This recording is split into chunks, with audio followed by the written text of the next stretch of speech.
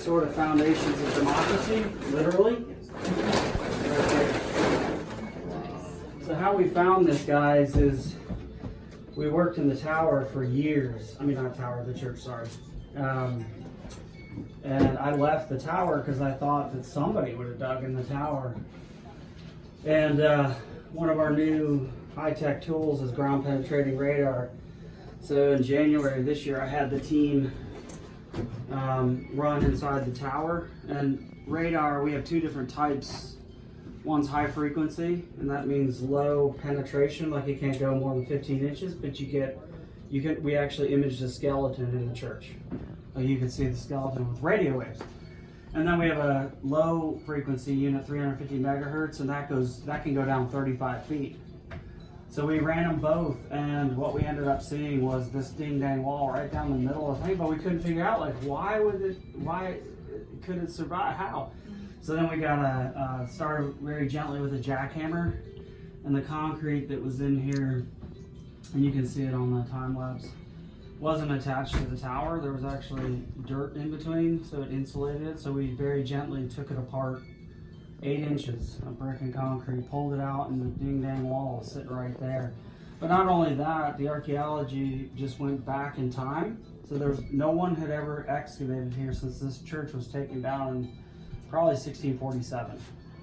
So the history of it is that this church was built in 1617. From this end to the interpretive end that we found inside there is 50 feet, and the church was described as 20 by 50.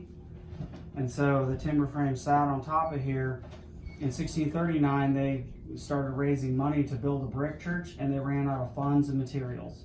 And so the brick church that's in there stopped. So they built a shell around the timber frame, and the wooden end, which we're interpreting inside there, stuck out 2 sections, meaning it's a 50-foot building. That's 5 sections that are 10 feet. That's timber frame. So they left the last 2 sections out. Why? There was a bell tower. We think there was a bell right above our heads. So in 1647, we think they take down the last or second to last section and just leave up 1 10-foot section. Why? Because a timber frame has to have 2 ends, right? You can't connect it to something. So they left that wall right behind you there. This young lady in the orange strip, brown guy, I'm colorblind. So there was a wall up against the brick. And then here, this is 10 feet to there. And they had their bell tower. Well, in Bacon's Rebellion, that's how they burned this church down. They set fire to the timber frame sticking out and the bell tower. And this, we think, is post 1676. So did someone just cover that? They didn't realize that was... Right. And the reason it stops, and you see this brown, and you can see it on the video, see the brown ring, that's called a builder's trench. So they dig on both inside and outside to build. And they cut through the section. Now, how can we tell time? Well, when you dig, a builder's trench is phenomenal because the artifacts fall in there and they give you an notion of time, right?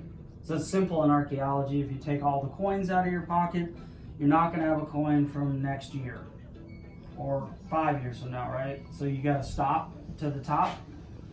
And so that's called terminus postquem, and terminus antequem is the date after which. That's the tower.